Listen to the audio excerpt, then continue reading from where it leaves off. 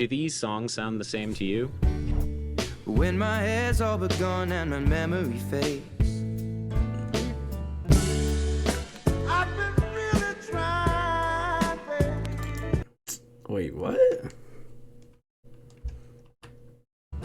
My hair's all but gone and my memory fades. I've been really trying. Not really. Maybe the beat sounds a little similar to the beat a little bit, but like the songs sound different. Well, if they do sound the same, we can use music theory vocabulary to explain why. The beat, it's just the beat sounds a little bit similar to drums and stuff. The drum grooves are identical, the bass line is the same, the chord progressions are nearly identical, the harmonic rhythm is the same, and the melodies are phrased very similarly. They both backphrase off of beat 1. The melodies sound a little different, like that. They emphasize But that's art. People inspire other people. Like, what the the third Isn't that what art is supposed to do? degree of the scale and resolve to the first degree of the scale. The copyright trial of the century has started. Ed Sheeran versus Marvin Gaye, or to be more precise, the estate of Ed Townsend, co-songwriter. The hairs of Ed Townsend Gay, so co-writer of Nice, so classic. Oh, so was it his kids and family suing, bro? Writer of Marvin Gaye's classic hit, Let's Get It On. And his co-writer? Townsend alleges that Ed Sheeran's song, Thinking Out Loud, infringes on the copyright of Let's Get It On, and they have a smoking gun. The evidence of this smoking gun is a live video of Ed Sheeran mashing up Let's Get It On with Thinking Out Loud in concert.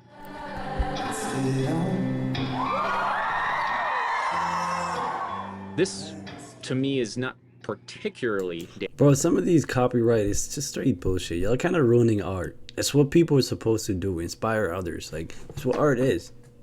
damning. If you're familiar with the Axis of Awesome's 4-chord mashup song, songs that use the same progression generally are easy to mash up with one another and aren't evidence of illegal copying. You could, for example, do a mashup of songs that use the same chord progression of Let's Get It On, 1, 3 minor, 4, 5, and create a convincing mashup of them. Making love against the wall, feeling very small and weak. Damn, that sounds good. I don't know who these guys are. Marmalade, baby, make it soon.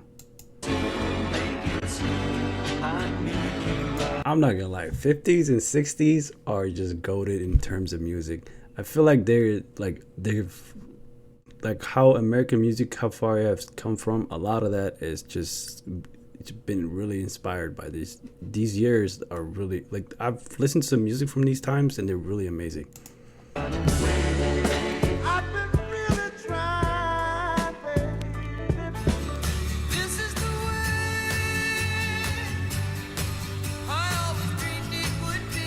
This is a super common chord progression, so common in fact that it has a name. Philip Tagg in his music theory textbook Everyday Tonality calls it the Ionian mediantial narrative. So the chord progression is super common, but why do Thinking Out Loud and Let's Get It On sound so similar? Bro, they don't. Like, the beat a little bit, but they sound different to me. I don't know, maybe that's opinion, but Well, as the plaintiff's forensic musicologist correctly notes, it's the harmonic rhythm of the chord progression. The second and fourth chords of the 4-chord loop anticipate the third beat of each measure. Because both songs share the same harmonic rhythm, bro, these music nerds are fucking annoying, bro. Like, I'm not gonna lie, you guys are just so, like, going to tiniest little details, man. Small little details. You guys look for that shit. Like, it's annoying. all other elements of the arrangements will inevitably be the same, the bass line, the drum groove, etc. The question, of course, is this evidence of Ed Sheeran copying Marvin Gaye and Ed Townsend? Or is it just a total coincidence? A lot of times it's total coincidence, bro. I'm not gonna lie to you. Like, it's sometimes, like, people get in, like, they hear music like over and over again. You hear so much songs that even sometimes when you try to make a song, like, some of that shit, like, just gets, you don't even know where it come from. It just gets mixed up with your song. I think there's something else going on here. The things that make Let's Get It On and Thinking Out Loud sound so similar are stylistic. They are what make those songs fit within a given style, a pop soul ballad. Songs that are in the same genre will tend to have the same musical characteristics. That song is also goated. I remember when it came out, bro, this song would just play over and I would never get tired of it. Like anticipated beat 3, super common. If you don't use the very limited number of chords, scales, and melodies that are associated within a particular genre, you won't be writing in that genre. There's only so many notes and very few chords used in pop music. It just won't. Bro, like music nerds are getting out of hand, bro. They're just getting out of hand. They just go into tiny little details into everything. Sound that way. It won't evoke that particular style and feel and era. If you didn't anticipate beat 3, like Thinking Out Loud and Let's Get It On do, it would evoke an earlier style, like all of those songs from the mashup earlier. If you got fancy with time signatures and odd scales and whatever, you'd be making music in a different style. You wouldn't be adhering to the very strict aesthetic criteria that. Bro, I highly doubt that Ed Sheeran was thinking of all of this when he was making that song. He probably just heard a beat or a song, or even just made it and like just popped into his head. That's how artists just make music. Shit pops into their head. They play a guitar or they hear some beat, or they just sing along with it. It's never that serious. They don't like go into like fucking tiny small little details of everything, bro. I'm not talking about him specifically. Bro, it's pretty cool. I like how he's breaking down stuff. But the ones who are looking to sue Brody are just out of pocket. That pop soul ballads dictate. Ed Townsend, the guy who co-wrote Let's Get It On, the guy on whose behalf the estate is suing Ed Sheeran, got his start with a doo-wop hit called For Your Love. For your love, oh, I would. Which sounds suspiciously similar to many other doo-wop songs, like Earth Angel, for example, or Heart and Soul. Earth angel, will you be mine? Heart and soul. See, I told you, 50s and 60s made some goated music. I fell in love with you. For your love. For Your Love uses all of the tropes of doo-wop songwriting, including the famous 1-6-4-5 doo-wop chord progression, the triplet-y piano riff, the bass line, the orchestration. All of the things that make doo-wop sound the way that it does make Earth Angel and For Your Love sound nearly identical. If you didn't include all of these musical elements in your doo-wop song, it wouldn't sound like a doo-wop song. It would sound like something. Bro, I feel like shit like this restricts art and people's creativity. You know what I'm saying? Shit like this is, oh, you can't do this, you can't do that, can't do that. Oh, you're ripping off somebody. No, it's literally art. It's made to inspire other people, and they make other shit out of it. That's just what it is. You're just restricting people's creativity when you do shit like this. Something else. So is this evidence of For Your Love, Ed Townsend's earlier hit, copying Earth Angel? These guys probably making this music also got inspired of some other shit back in the day that like we probably don't even know about, and because we don't have like the internet that just keeps collection of every single thing nowadays. I would say yes, but in a way that's not unethical. This is just the way that musicians communicate musical ideas in styles. They use the basic building blocks that make up that genre, combine them together, and write songs with them. If these arguments sound familiar, by the way, I made this exact video like 4 years ago about this exact same case. And it's wild to see that they're using my arguments about Ed Townsend and Earth Angel and Heart and Soul in court. My point with this video is that there is a lot riding on this particular trial. The question here is whether or not you can own the collection of all of these musical elements that all this is because of the fault of music labels. They're the ones who have all this money and shit and just made everything so complicated, and it's like because they just want to make money off of everything. They're kind of ruining art, you know what I'm saying? And people's creativity. They sue everybody and anybody and look for tiny little details.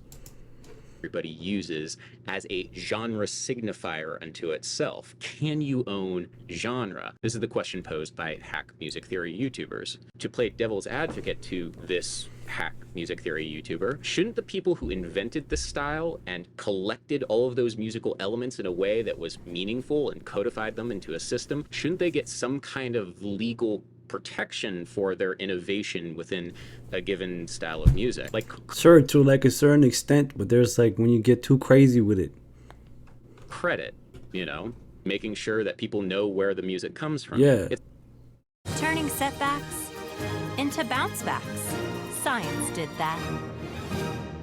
It's hard to ignore the long history of white artists taking the musical vocabulary and genre signifiers of black music and profiting off of it in a way where the black artists that innovated it do not get properly compensated. And Ed Townsend's lawyers are more than happy to bring this up.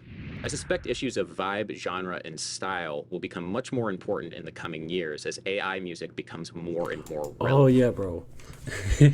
AI music is wild. I'm not gonna lie to you. Drake has been apparently putting out music like crazy. In the visual arts, AI is very good at mimicking styles of artists that came before, and the ability for AI music to do the same is right around the corner. What's stopping from anybody to use an AI script saying, write me a song in the style of Marvin Gaye's Let's Get It On with an acoustic guitar and lyrics about marriage? You'd probably get something pretty similar to Ed Sheeran's Thinking Out Loud. No shade on Ed Sheeran, but Dude, I don't think you're gonna get that. You're not gonna get it, bro. That song is good. I don't really feel like it's a lot like it. You're not gonna get, bro. People underestimate human creativity, bro. Okay, that's one thing AI will never. I feel like might not get that. You know what I'm saying? Because humans are much more complex in terms of emotions and all kinds of other shit. honestly, that's probably what would happen. I made a Bro, did you do it?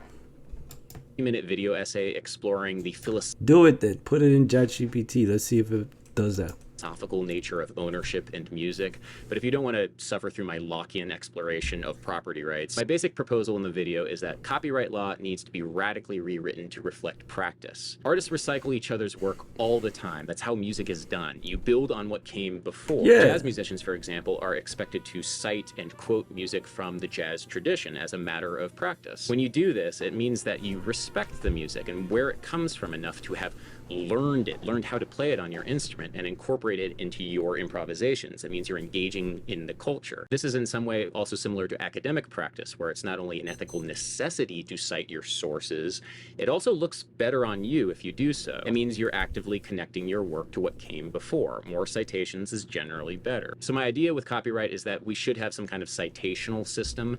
Ed Townsend did not write Thinking Out Loud. It's a different song altogether, different lyrics, different meaning. Yeah. But Ed Sheeran was definitely channeling a Let's Get It On vibe when he wrote Thinking Out Loud. He should have a legal way of citing his source. And as ridiculous as it is to have 1 million songwriters on popular songs, I honestly think we should have more songwriters listed in songwriting credits. It seems ridiculous, but I think we should have more, like hundreds of songwriters listed for every song. I can agree with that. That's sure. But like, we also need to figure out a way people can't get too crazy with lawsuits and all this shit. We're to the point where people are scared to even make music, and it just restricts people's creativity and art. We should try to be careful with that. Song written, because that's honestly kind of true, especially since generative AI music is right around the corner as a viable commercial product. Bro, I don't know if I'm gonna be listening to it, to be honest with you, because a part of me listening to music is coming from another human. You know what I'm saying? If I like pick up on the vibe that is AI music, it's just gonna be hard to connect with it, to be honest with you. I think there's one of the reasons we listen to like artists and music is just much more than like just words. It's like it's coming from another human that you can relate to. That's what art is. We need to have ways to protect the labor of human songwriters and their contributions to music. Anyway, those are my thoughts. True, I feel like that shit should be labeled as AI music, to be honest with you. That should be on there. I think that should be something that's at the bat. If you like this video, I have a